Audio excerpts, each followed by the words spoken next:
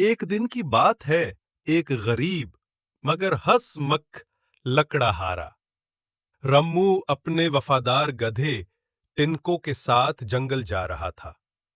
रम्मू का ख्वाब था कि वो एक दिन जंगल का सबसे अमीर आदमी बन जाए, मगर उसके पास सिर्फ एक कुल्हाड़ी और गधा था। जब वो लकड़ियां काटने में मसरूफ था, तब अचानक आसमान से एक रोशनी गिरी और दरख्तों के पीछे से एक अजीब सा जादुई खच्चर निकला। उसके कान नीले, आंखें सब्ज और उसकी दम में सितारे चमक रहे थे। जादुई खच्चर बोला, जिसने मेरी दम सहलाई उसे 3 अनमोल तोहफे मिलेंगे, लेकिन अगर तुमने लालच की तो गधे की अकल भी छिन जाएगी। रम्मू ने फौरन दम सहलाई और गधे से कहा, सुन टिनको, किस्मत जाग गई है भाई।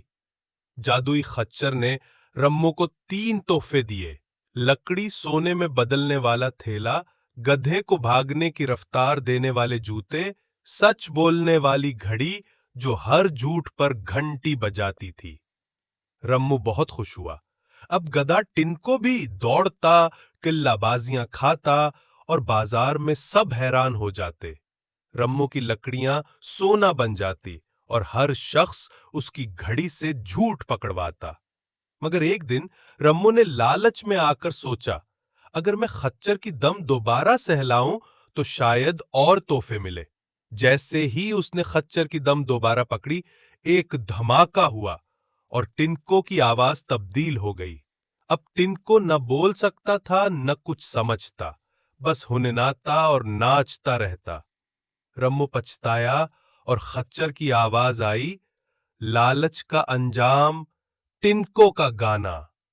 रम्मू ने सबक सीखा और अब वो गांव में एक सच बोलने वाला अमीर लकड़हारा कहलाता है।